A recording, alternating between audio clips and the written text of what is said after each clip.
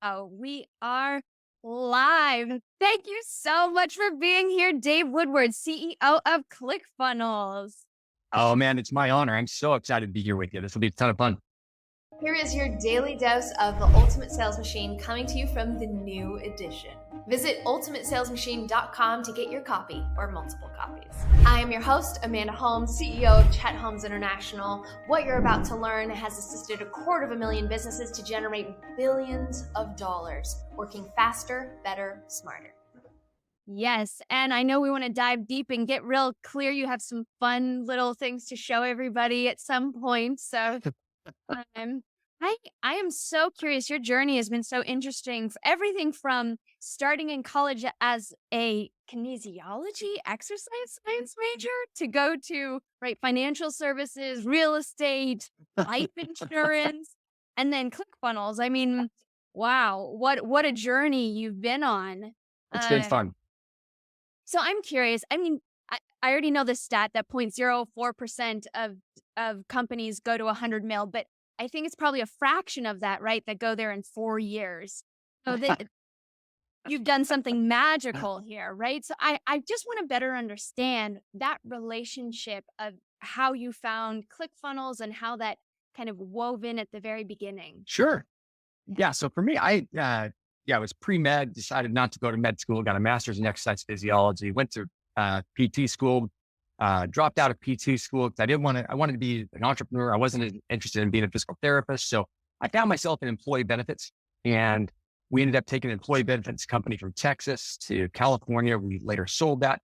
And the part I loved most out of all that was marketing. And that's really where I found my passion. And so I then got involved and had my own marketing agency. That time it was more direct response marketing, lumpy mail, thanks to your dad and a bunch of other things. So we were doing a lot in the financial services, real estate, mortgages, all sorts of different industries, primarily because there was a bunch of money there and they could afford to pay for my services. Great. But with that being said, I got to the point where a lot of my clients go, I'd love to figure out this whole internet thing. How are we going to do that? And that's where I ended up running into Russell. And it was 2008. And I was attending a seminar he and Stu McLaren put on at the time is about affiliate marketing. And I thought, you know what? I need to, I've always been a huge believer. You can either buy your way in or work your way in. And for me, if I can buy my way in, I'm going to. And it just happened to be that Russell got up at state, gosh, it's just 12 years ago now. And he said, you know what? He wouldn't do this today, but he said, hey, if you guys would like to get to know us a little bit better, just go to back the ring. You can sign up for, lunch or breakfast, lunch or dinner and take us out and we'll just spend some time getting to know each other. I'm like, that's my ticket. And so I ran to the back. I signed up for every breakfast, lunch, and dinner Russell had for that 3 days and became just dear friends. Our families became great friends. He came down to California where I was living at the time for his anniversary.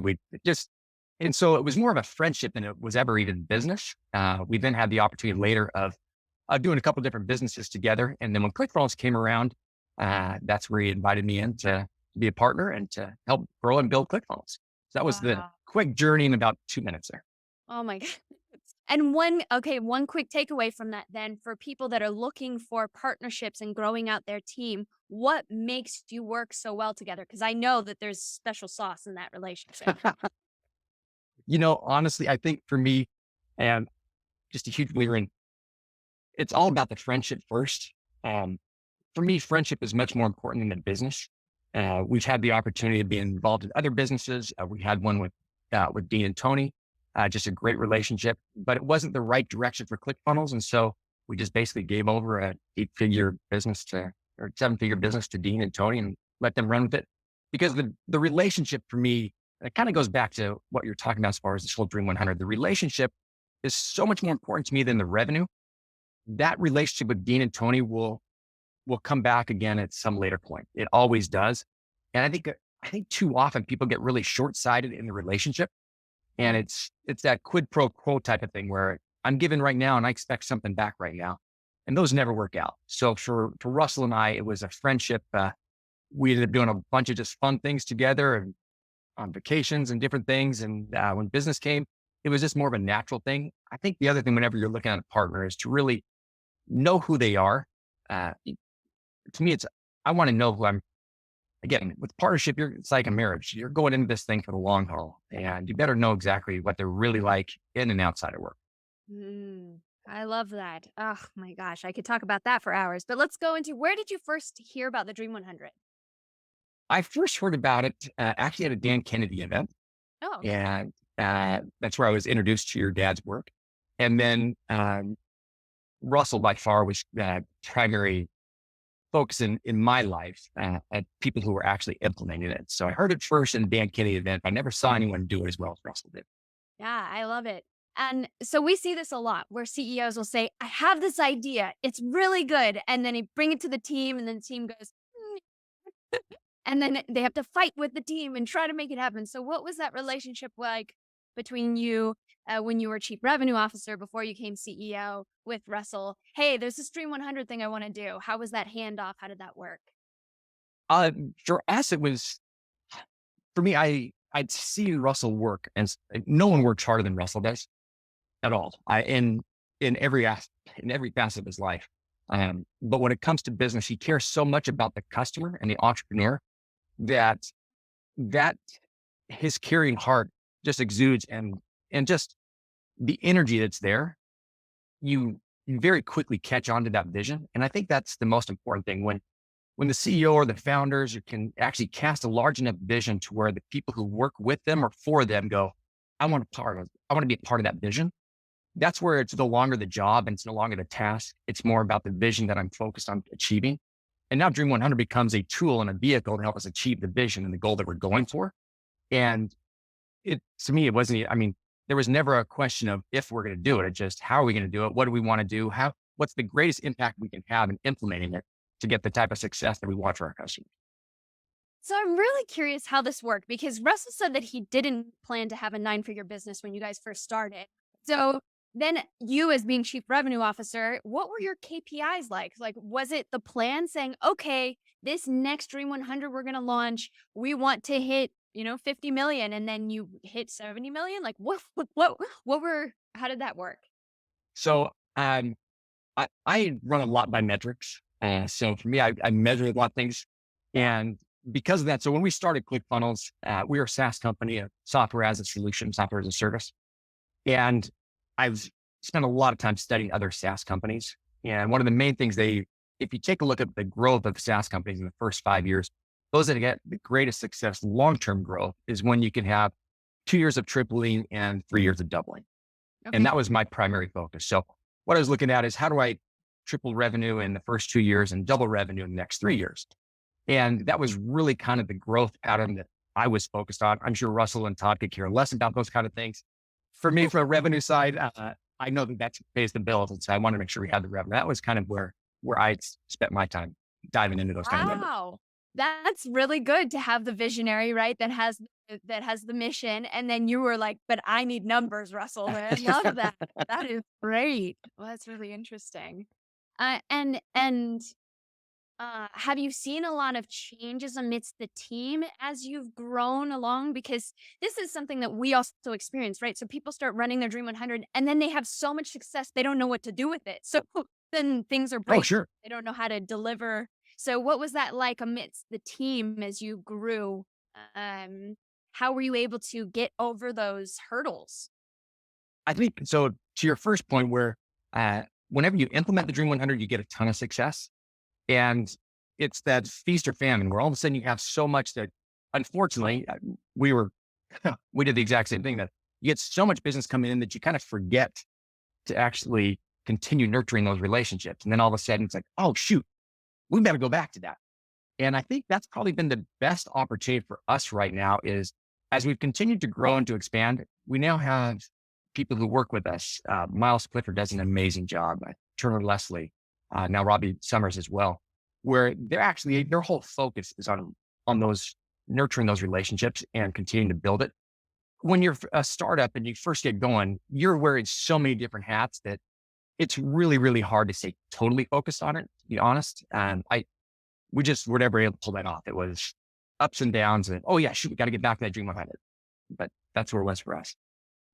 That's very interesting. Yeah, because Russell had said he first started off with launches and launches, and then it was so overwhelming that then it started to become something staggering instead. So the Dream 100 Exactly. became like, oh, this person, so you can continue to feed, but there's a steady growth as opposed to just everything happening at once and then everything falling off.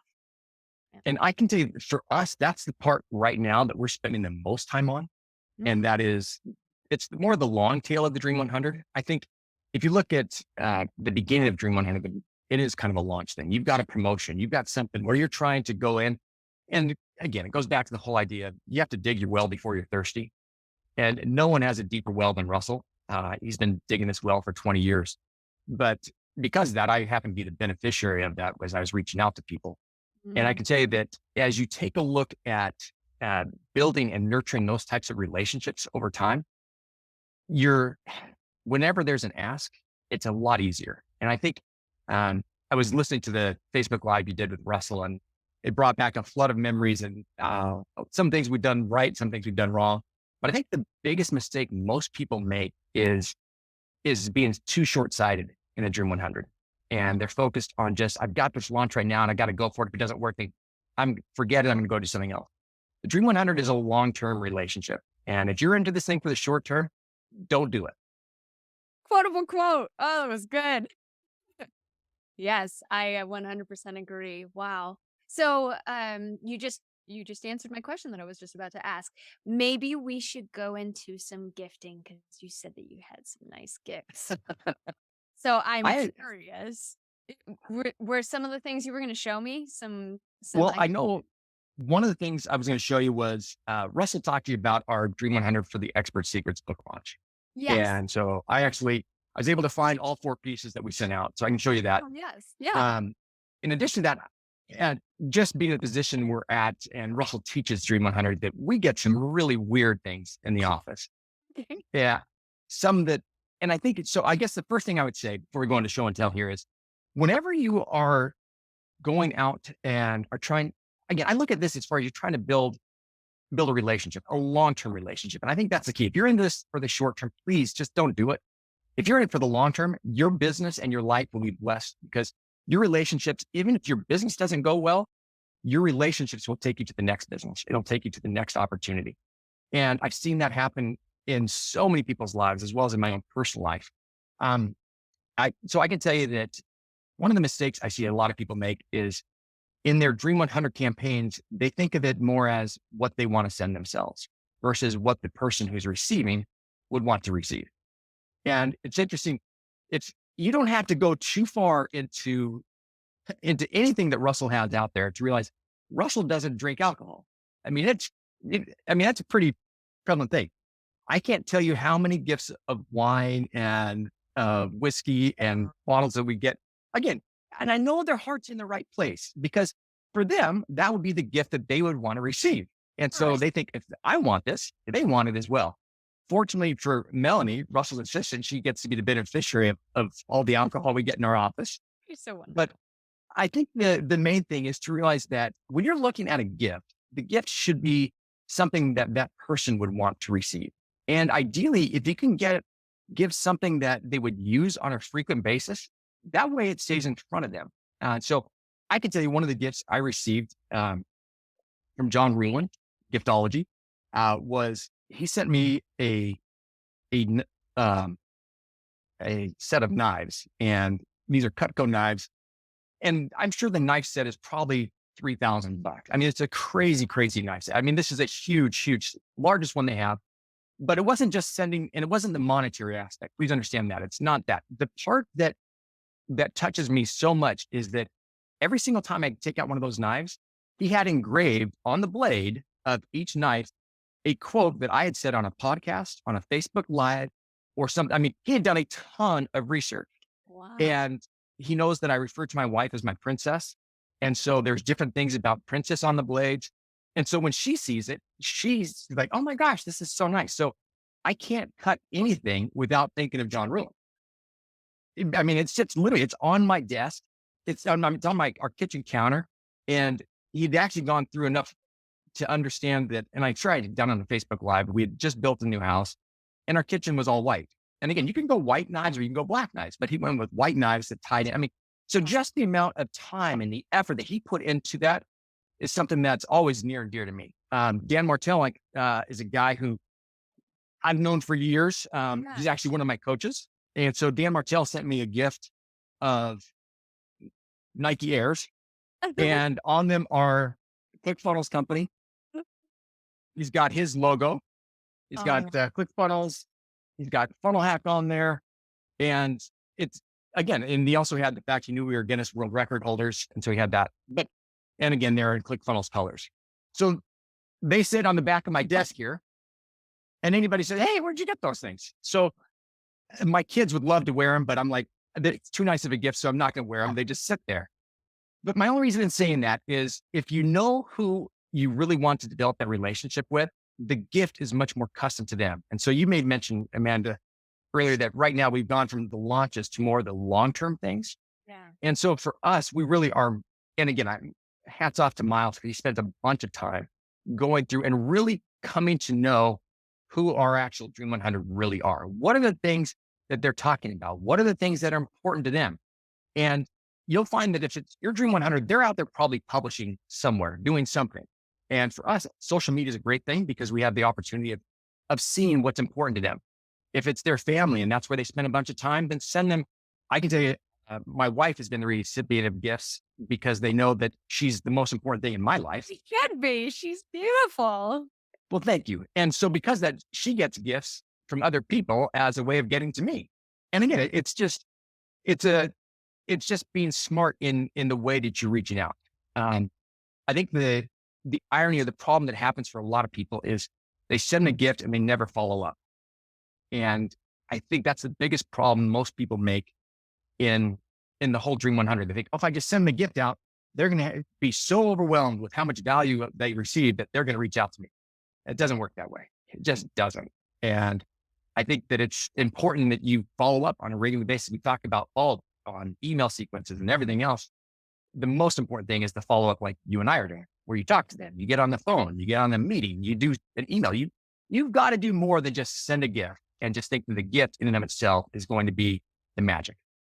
It's so funny to hear that that's where it's gone because in my world, right, we teach all about sales strategies. So it's all about, okay, now how do you get on the phone? What are all the phone skills? Here's tonality. Here's what you say Yeah. when it opens, So to hear that that's evolved that way, just like utterly shocked me. I wasn't aware that that was something that was happening. Oh, it's, no, I Yeah. mean, I can say I get, so even at, Salesforce, large Yeah. company. So they send out a Salesforce in here and it's got I'm sure I haven't even opened it yet, but it's the little Jenga set, Oh, but cool. no one's ever called me. No one's followed up. I mean, this is Salesforce. This is a major, and we happen to be a client. So yes, but I'm Of the CEO of a anybody, company. You're going to Salesforce. send me this Salesforce. Why didn't you call me and say, hey, Dave, we'd love to get more of your business. So it's not just, I mean, it's across the board. So Wow. I'll stop talking. Have you seen Alice.com? ALY. Yeah. That's a good one too. Yeah. That's really interesting to me. I have a question. So, are you going to do more gifts? Are you going to talk more I gifts? can. I don't want Okay, to yeah, let's distract. do it. Let's Okay. do it. I love Let's it. see what else. Okay. So, Russell was talking about the video cards. I don't know if this one will work. So this is from David Bayer. Oh my God. So That is- he sent one, and I think these are great. I can tell you, having sent hundreds of these things out, there's nothing worse than a person receiving this, and when it opens, it doesn't play. So you have to make sure that the batteries are charged when you actually send these things out. And my only reason for saying that is I literally received probably half a dozen of those because I think we were on the very first one that sent them out 6 years ago when we did the .com Secrets book launch. But since then, I get 4 or 5 or 6 of those things, and I've got them so many times, and they just don't work. And so I'm not going to spend my time to charge your battery so I can see your message. So just realize, I mean, that wasn't David Bayer. David Bayer did an amazing job. I've gotten God, that's really funny. So, I mean, I've gotten to the point where people have sent Oculus sets, video. I mean, Whoa. so, I mean, some people go way above and beyond. Does it let's see make what you else. feel uncomfortable? Because the way that we originally taught Dream 100 was not to get really fancy gifts because Right. have you ever sent them back? Have you ever felt uncomfortable? No, I've never sent them back. this one actually was kind of a cool gift. This is, it's not charged right now, but it's a next book. And the Oh, cool thing inside says, hey, give this tablet to your kids or donate it when you're done, which I thought was a cool thing of to offset what you were saying was, oh, I feel like so I wasn't worried about it because yeah, I watched their message was there. But then the cool part was I knew that they knew it was an expensive gift. And to offset what you were saying is they said, hey, listen, go ahead and give it to your kids or donate it, which is a cool idea to soften the expense thing because no one wants to feel like you're being bought out. I've gotten a streaming goat. This is from Dana Derricks. And so, of course he would send you a go. but Steve Larson, he did a recent campaign. His actually involved 4 different pieces of, see if I can find out what the first one was. I'll go to the last one. So this was about the capitalist pig. This is his bank here. Oh, okay. And so in his, so with his letter, basically it said, hey, Dave, I know you've sent, we sent you some random items so far. He sent an eraser, a whoopee cushion, a pumpkin seed, and a launch toy. But then he goes on to talk about it in the letter. And I think the one thing I'd really, and here's the whoopee cushion, the erasers in this bag. Wow. The most important part though, is if you're going to send something, the key is to be able to tie your letter to the gift. And I think too often people send a gift and they think, oh, they got the gift. They understand what I'm trying to say. I'm like, no, no, no, no, no. The letter is more important than the gift. And Yes. if you don't understand that, then no matter how much you're going to spend on sending the gift, your first expense should actually be to the copywriter who's going to write the letter that's going to generate the success. So don't send, again, this was Dana Derricks, his tied in with the goat really easily. Oh, man, that's funny. All of I Steve mean, Larson's tied in to that as well. And I think it's important that you understand that the letter is more important than the gift. And don't spend so much time on thinking about the gift that you don't realize how important the letter is. we do have a question that I think is a poignant one. People are asking, what do you recommend as a follow-up after they've sent the gift? Are there typically a very clear call to action with the gift? Or do you wait for that phone call or that direct message? And we've done both. I think the most important part is to understand what is the platform that the person prefers to communicate the most on these days. Mm. And I think like for right now, if you want to get a hold of Russell on the phone, that is never going to happen. I don't care. You're 1 in a million to get a phone call from Russell. I don't get phone calls from Russell unless someone's dead. We talk by watch. It's just how, but realize it's important for you to understand the platform that they're on. And so if a person is on Instagram, then DM them and make the follow-up easy for them. If they're on Facebook, then send them a personal message. If they go through email, then go through email. And I can tell you one of the most important things, depending on where the person is in kind of their business hierarchy, you have to understand who the gatekeeper is. And you've got to make sure that you build that relationship with the gatekeeper is as important as the relationship is with the Dream 100. So for Melanie, who's Russell's assistant, that's a critical relationship. I can tell you that everybody in our office, it's funny, we've had, you have different people at times who are open at our front door. And anytime someone, at first, one of our receptionists thought, oh, I'll go back and I'll make sure I open all of Russell's mail for him. That is like taboo. There's nothing in the world that Russell likes more than being able to open his own packages. So there's really no gatekeeper for Russell when it comes to packages. Melanie's a huge gatekeeper when it comes to letters or when it comes to phone calls or emails. So I think the real key is to spend the amount of time that's necessary to really understand the relationship of who you're trying to communicate with. Who's their gatekeeper? What are the platforms they prefer to communicate on? How do you best reach out in a way that's not going to be offensive or that's not going to take them to a different platform that like right now, if you try to communicate with me on Twitter, I'm just not there. I'm on Instagram, I'm on Facebook, I'm on YouTube. I'm just not on Twitter. Where others, that's where they live. And so for me, if we're going to Dream 100 and that's where they're at, I will go to Twitter and build my relationship there on Twitter with them. Mm. So when you're sending the mails that you've done, I've been curious about how ClickFunnels plays into that. Like, are you now saying, "Hey, download this free download that I have," and that's the call to action sometimes instead of just let's schedule an appointment? Great question. So let me, how much do we have? A few minutes? You okay, Yeah. Thomas? Okay. Let me see if I can, where did I got, here we go. All right. Show and tell time. Okay. So this was the first box for expert secrets that was sent out. And so in it, let me see that. Welcome Yeah. to ClickFunnels Dream 100. We called them out real fast. Picture of Russell, and then we talked about what this whole Dream 100 strategy was, because we're actually, and it's not just Dream 100, because in Expert Secrets we talk about Dream 100. So there was a context, there was a direct thing. So I wouldn't say, "Hey, you're on my Dream 100," because they're not going to know what that is. Um, so what we ended up doing here, as far as the call to action, was if you had any questions, this time is contact Dave Woodward. Here's his email. Here's his Skype. Here's his cell. Or contact our affiliate manager. Here's his email and their Skype. And so that was questions about it. And what they received was one of our Avenger toys, because there's context to this in the letter. Okay. Um, because they also received our first comic book that talked about. So that's where the context was, hey, one of the things we love is the Avengers. We love Marvel. We love a lot of the stuff that's going on with that. And our affiliate contest was actually a huge custom Batman suit. And then in the book, this is the first one they got. Russell talked about on his, it's all blank. Right.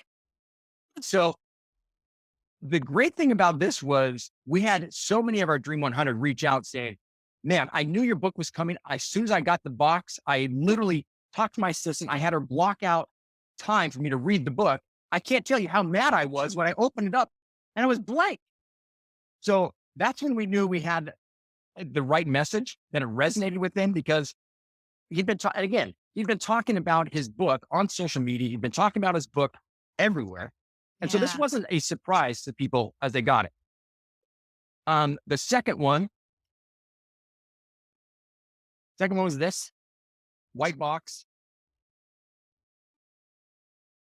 And in this, so our letter was much more in line with kind of a call to action. We talked about the funnel. We talked about what was going to happen. We actually gave them launch dates. So they Mm. saw the launch dates in the letter. We then talked about the income they were going to make out of it. We talked about it being a virtual book tour, Wow. which was engaging to their audience. So what we basically said on the virtual book tour was, "Hey, you know what, Amanda, we'd love to do a Facebook Live into your group. We actually will pay for all the ads and we will still give you the commission." So it was a win-win for them. And then we talked about the custom Batman suit that Russell had and what they were going to get. But we also in the letter, we tied in the fact that so many of you guys called and were so frustrated because you hadn't been able to actually read the book, because I hadn't finished. What I have now finished, though, are the first 4 chapters. And Nice. so they got a sneak peek Uh, of the first 4 chapters. And this went viral really fast because people were like, "Oh my gosh, how do you get the first 4 chapters? I want to know. I want to see it." And so we bound together the first 4 chapters when we sent that out.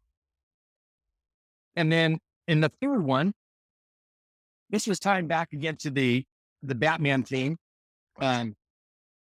So we had a Batman nightlight okay. they could plug in. We had, in the letter, was the actual armor suit that Russell had.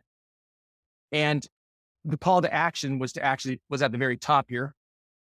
And in fact, I Wow. think it's still open. You can go to expertsecrets.com/Batman. Oh, And so anyone who's watching this, that link's still available. They can see how it worked.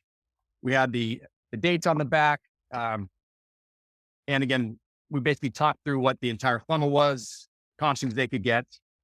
And then we put together their own little comic book of how it worked. So, and this one was the first time where they actually got approved. So this is the proof copy. And so we were building up a ton of anticipation, kind of excitement for it. Just want to make sure they understood what was coming.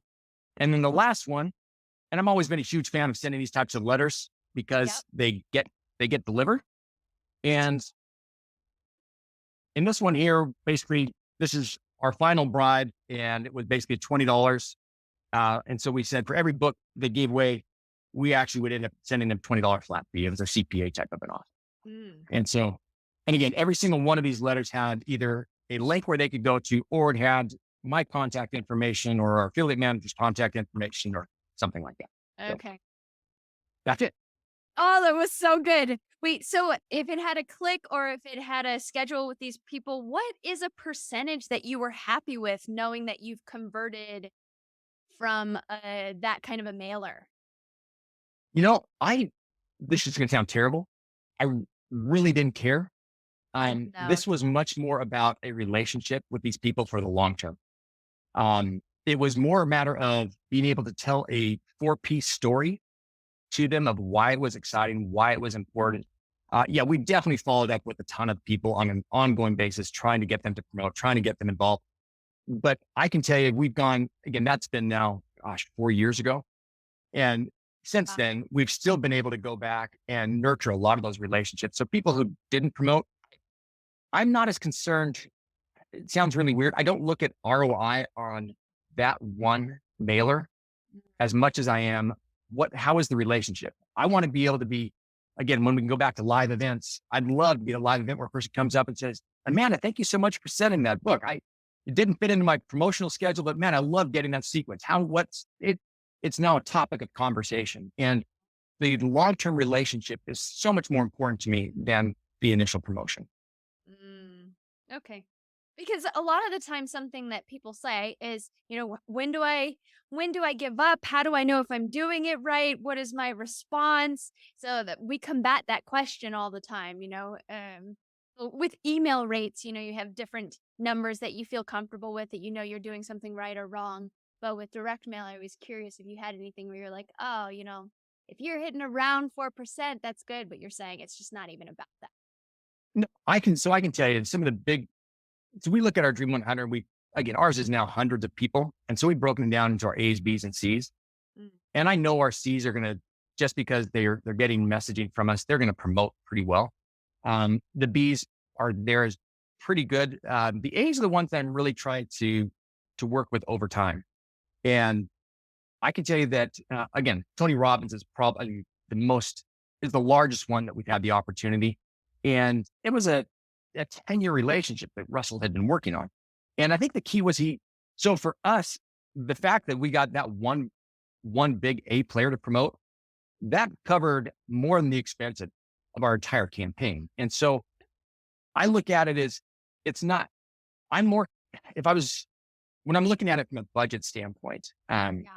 I look at, we're going to pay out 40% commission on whatever we sell, as far as that's what our normal commissions are. And so I've told our team, I usually will take an additional 10%. So I'm willing to give up 50% to sell our product. So 40% in the commission. The other 10% is what I usually allocate towards Dream 100 expenses. Mm. And so if I'm thinking we're going to do $1 million, then I don't have any problem sending $100,000 to try to generate sales. I would look at that no matter where I'm at. I think it's a 10% cost of sales. I mean, that's a real cheap cost. I can tell you on some of the stuff we're looking at now, just because it's a much more long-term nurturing type of thing, I'm more than willing to go to 20 or 25%, just because I know that the value is going to be there long-term. And depending on who the person is, that budget almost becomes limitless. I mean, it's pretty crazy to see some of the stuff that we've spent just to nurture the relationship. Yeah. I love it. I didn't even know about the Batman suit. I missed that whole bit. But my father had a Batman suit. How could people really and he would put the whole thing on and he would get all dressed up. When I was a kid, I legitimately thought my father was Batman. That's a great thing to think he dad. I'm sure you There's not appreciate that. I can say, I can't think of any dad who wouldn't want to be Batman. He would climb up on the roof. I mean, he went to the nines, I'm telling you. And I know you can appreciate that because I've seen how you dress up on Christmas, which is awesome. Well, can I just ask one final, just to loop Whatever. it all Of course. together? So, of all this time that you've been spending doing Dream 100s, what's something that you wish you had known then that would have made it easier to where you are now? I think the main thing, looking back on it, um, I am so grateful for the relationships that I have in business. If I thought I was going to be able to have the relationships and hang out with the people that I have the opportunity, who are now dear friends, I would have started this when I was born. I mean, it's just, um, for me, honestly, I have to pinch myself at times, just to even think of the people I have the opportunity who are now friends. I mean, it's not, and I think I look at the Dream 100 is, yeah, I would love to do business with them. But for me, the most important thing is the friendship and that relationship, because they may never promote, but that friendship and who they might refer or connect me to or anything else far outweighs any expense I would ever spend on it. And so for me, I think I would have just started earlier and I would have been much more consistent in the follow up. Mm, Fortunes in the follow up. I love it. We're covering that on Facebook Live on Monday. Fortune in the follow up. Thank you so much, Dave. This has My been, pleasure, man. I mean, I can't even believe you came with all of those gifts too. Those are definitely making it in the new edition of the Ultimate Sales Machine for sure. Thank you. I mean, they were just priceless. They're so good. My pleasure. Thank you. Thank you. Make sure to get your copy or copies at theultimatesalesmachine.com. There's a lot of special bonuses that you can't get going to Amazon, so make sure you check it out at ultimatesalesmachine.com.